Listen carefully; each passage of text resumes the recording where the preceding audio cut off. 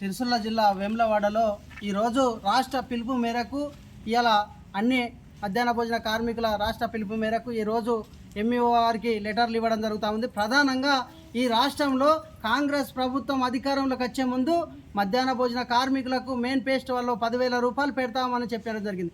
కానీ ఇప్పుడు అసెంబ్లీ సమావేశాలలో మధ్యాహ్న భోజన కార్మికుల మీద ఎలాంటి సమస్య ఊసెత్తడం లేదు.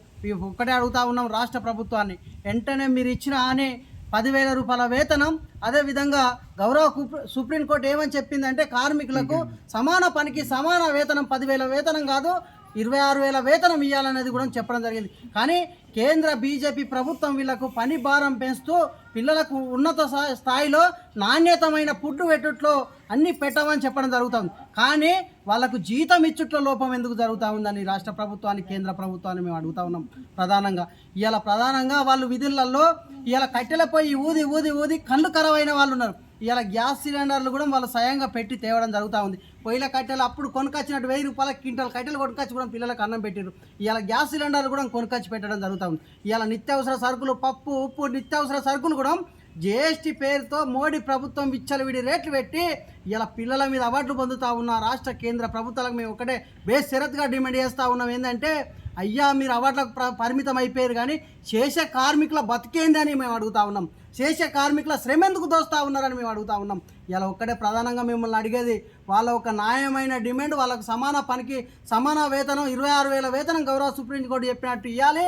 అదేవిధంగా విధులలో ప్రమాదం జరిగినటువంటి వాళ్ళకు 25 లక్షల ప్రమాద బీమా సౌకర్యం కూడా కల్పించాలి. వాళ్ళకు రిటైర్మెంట్ బెనిఫిట్స్ ప్రభుత్వ ఉద్యోగులుగా గుర్తించి రిటైర్మెంట్ బెనిఫిట్స్ కూడా కల్పించాలి. ప్రభుత్వ ఉద్యోగులు కూడా ఒక పెన్ను కొనుక్కరాని పరిస్థితి. కానీ మధ్యాహ్న భోజన కార్మికులు పిల్లలకు పప్పు, ఉప్పు, నిత్యావసర సరుకులు కొనుకొచ్చి పైసలు పెట్టి వాళ్ళు ఒక పిల్లలకు నాణ్యతమైన ఫుడ్ పెడితే అవి 7 నెలలకు 8 నెలలకు మీరు ఇచ్చే డబ్బులు అవి వస్తాయో, అవి తర్వాత ఎప్పుడు వస్తాయో తెలుస్తలేదు 8 నెలల తర్వాత. కానీ వాళ్ళు ఎక్కడ బాకీలు చేయాలని ప్రభుత్వాలను మేము అడుగుతా ఉన్నాం. వాళ్ళు ఎక్కడ బాకీ చేసి పిల్లలకు అండి పెట్టాలని ప్రభుత్వాలను మేము అడుగుతాం. వెంటనే వాళ్ళ సమస్యలు పరిష్కరించి ఆ ఒక్క పిల్లలకు నాణ్యతమైన ఫుడ్ అందించే వాళ్ళకు వాళ్ళ శ్రమ గుర్తించి వాళ్ళకు జీతాలు కానీ, హెల్త్ కార్డులు కానీ, ప్రమాద బీమా సౌకర్యం కానీ అన్ని కల్పించని విడలో చలో అసెంబ్లీ రేపు సమస్య కాదు, మళ్ళా తర్వాత కూడా ఎక్కడికైనా ముట్టడికి మేము నిర్ణయం తీసుకున్నామని ఏఐటీసీ జిల్లా సెక్రటరీగా డిమాండ్ చేస్తూ ఉన్నాం.